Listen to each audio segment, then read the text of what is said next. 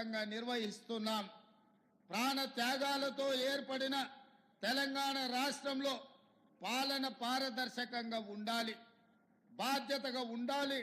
ప్రతి నిర్ణయంలో ప్రజల కోణం ఉండాలి, అమరుల ఆశయాలు ఉండాలి, యువత ఆకాంక్షలు ఉండాలి. మేం బాధ్యతలు స్వీకరించిన క్షణం నుండి ఆ దిశగానే అడుగులు వేస్తున్నాం. 10 ఏళ్లలో విధ్వంసమైన తెలంగాణను సాంస్కృతికంగా, ఆర్థికంగా పునరుజ్జీవం చేయాల్సిన అవసరాన్ని మేము గుర్తించాము. తెలంగాణ సంస్కృతి అంటే మా ఇంటి సంస్కృతి, తెలంగాణ అస్తిత్వం అంటే మా కుటుంబం అస్తిత్వం అని గత పాలకులు భావించారు. తెలంగాణ జాతి తమ దయా దాక్షిణ్యాలపై ఆధారపడి ఉంటుందని భావించారు, భ్రమించారు. మన సంస్కృతిని, మన స్వాభావిక లక్షణాన్ని అర్థం చేసుకునే ఉద్దేశం వారికి లేదు.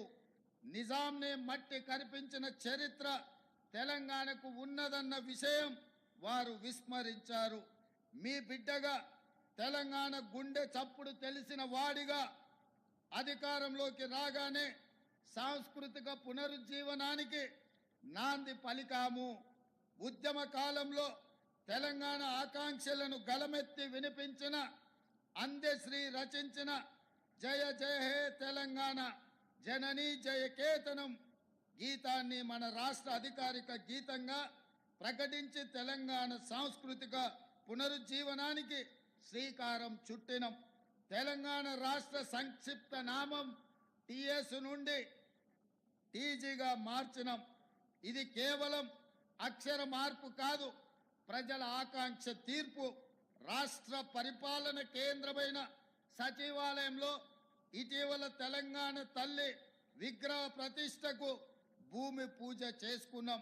డిసెంబర్ 9 నాడు మన తెలంగాణ తల్లి విగ్రహావిష్కరణ అంగరంగ వైభవంగా జరపబోతున్నాం.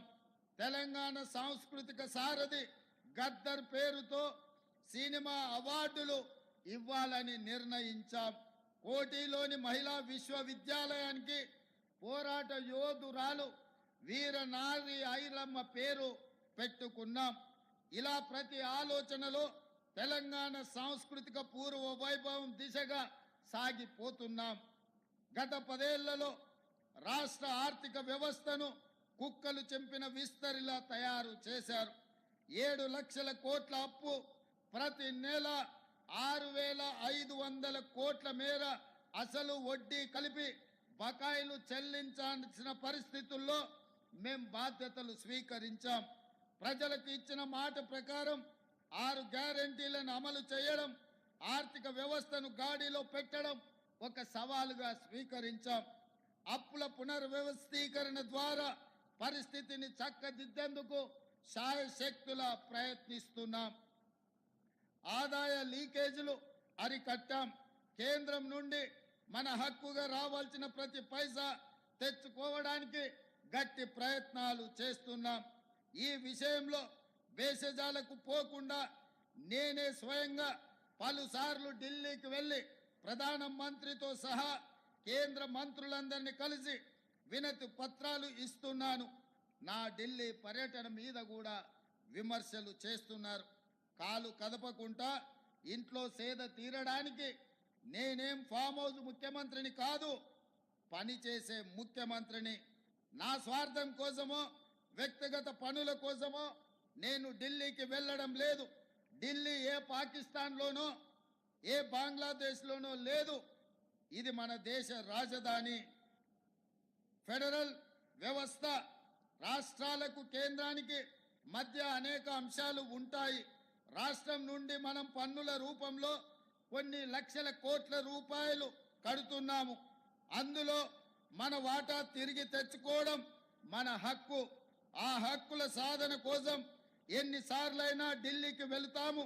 ఇటీవల 16వ ఆర్థిక సంఘం ముందు గట్టిగా మన వాదనలను వినిపించాం. కేంద్ర పన్నుల్లో రాష్ట్రాలకు 50% వాటా ఇవ్వాల్సిందేనని డిమాండ్ చేశాము. మన రాష్ట్రాన్ని ప్రపంచ వేదికపై ఫ్యూచర్ స్టేట్గా బ్రాండ్ చేస్తున్నాము. పెట్టుబడుల ఆకర్షణలో ఇదొక వ్యూహాత్మక ప్రయత్నం. ఇటీవల బేగర్ కంచె వద్ద 4th సిటీకి